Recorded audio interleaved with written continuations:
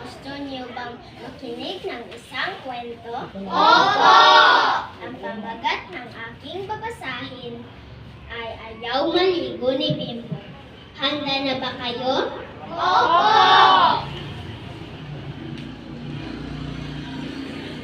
Ginising ng nanay niya si Bimbo. Anak, gising na. Nahanda ng almusal. Opo, inay, ang sabi ni Bimbo. Maganang kumain si Bimbo. Pagkatapos kumain, nagpaalam siya sa ina, makikipaglaro ko ako kina Boying.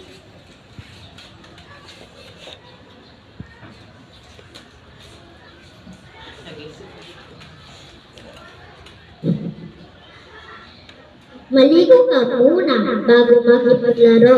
Ilang araw ka na hindi naliligo, paalala ng ina.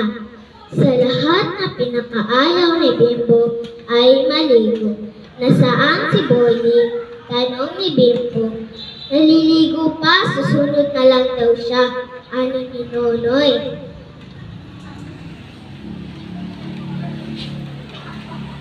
Sandali pa ay naglaro ang magkaibigan. Taguan ang laro nila. Pumuli ka, sigaw ni Boying. Isa, dalawa, sigaw ni Bimbo.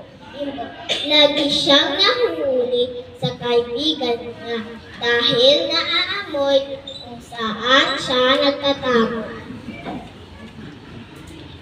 Ilang araw pa ay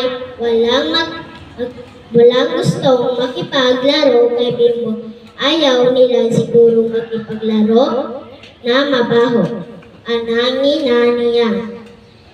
Ang sabi ng nanay niya ay maligo si Bimbo. Ayaw ko pong maligo kung ayaw nila ako kalaro. Ay, okay lang sa akin.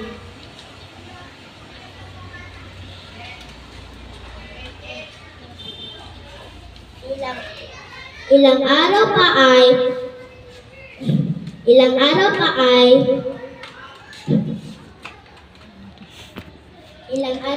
walang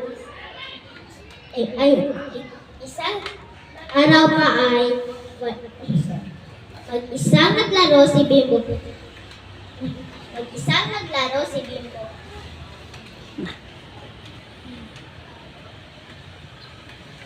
Mag-isang naglaro si Bimbo.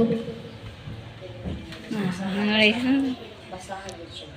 Basa mo din yun. Hindi necessary.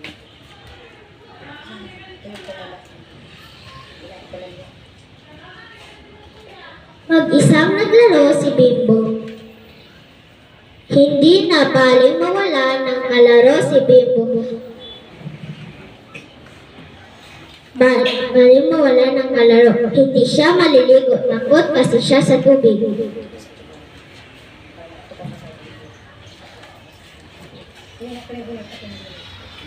Sa gabi matapos kumain, diretso sa kama si Bimbo.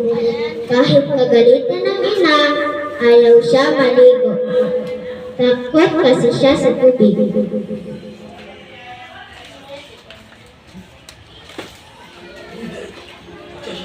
Isang gabi pa ay natulog si Bimbo.